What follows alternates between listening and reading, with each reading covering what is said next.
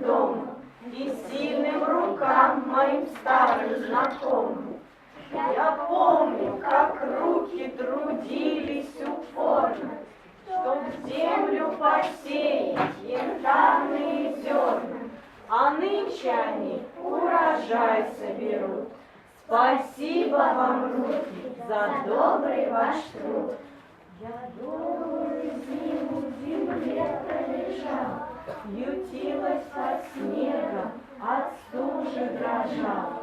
Но солнце меня отогрело давно, и я принесла золотое зерно.